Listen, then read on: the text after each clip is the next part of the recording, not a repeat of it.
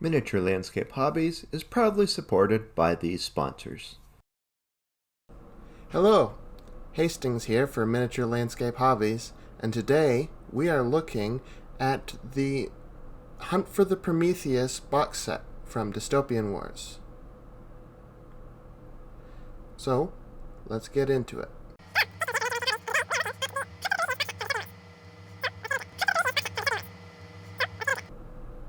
Here we have the box itself.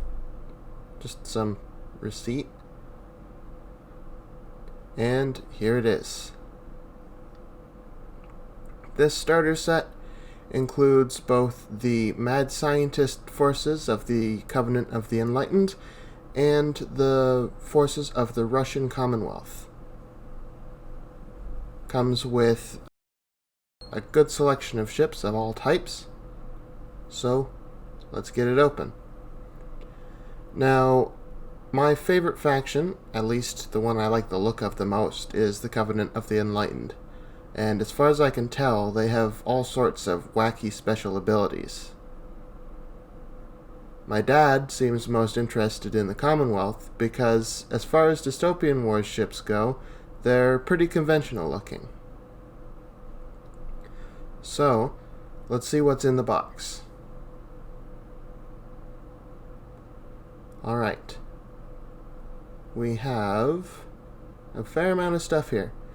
Here is some dice for rolling for damage and defense. These are the critical dice. We have the Valor cards. Here's a little introductory booklet. A little flyer for Armored Clash. Here's the campaign book, the rule book, and now we'll get into the actual game pieces. Alright, we have some icebergs, some tokens, and a whole lot of sprues and resin parts. So, here's some of the resin parts. We'll set these aside for now. This looks like it's the Borodino, which is the Russian capital ship. And these are the Enlightened capital ships. One of these is the Prometheus. So, here are some Enlightened sprues. I see their SRS token and some little frigates. And it looks like we've got 3 copies of this, which is good. And over here we have the Commonwealth ones. So we've got a whole bunch of these little frigates. I think they're called Ruriks. And the parts to make a few cruisers as well. Of course, I'm pretty sure these Russian ships are more of a quantity over quality thing. So there's a lot more Commonwealth ships than there are Enlightened ships. And then here we have the rulers and templates. And that's everything in the box. So let's open up some of these resin parts and take a look. So far, I've been blown away by how amazing the detail on these miniatures is. Not only are they detailed, but they just look so cool. Yep, looks like these are just some parts for the different ships. Oh, and here's the top of the Borodino and the smokestacks. And then this here is the hull of the Borodino. Let's take a look. I find it interesting that of all the ships in Dystopian Wars, the Commonwealth ones look the most conventional. And here are some more parts for the Enlightened ships. And over here, we have the 2 main Enlightened ships, so we'll take a look at these.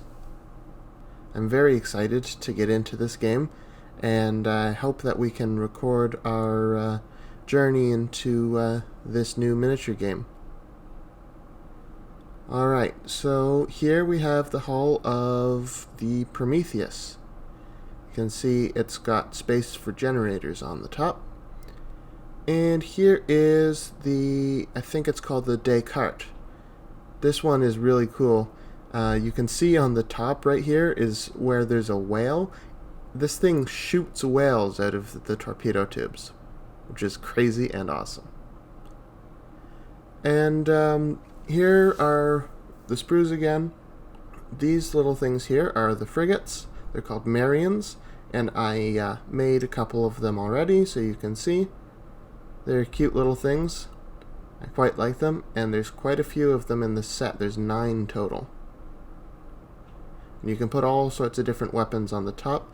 I have some sticky tack here so that you can change them out easily. There's also cruisers that we can make, such as this one here. It's a Copernicus class, as far as I know. It has a big laser on top, and then the smaller turrets, which again, I use some sticky tack so that you can swap them out easily.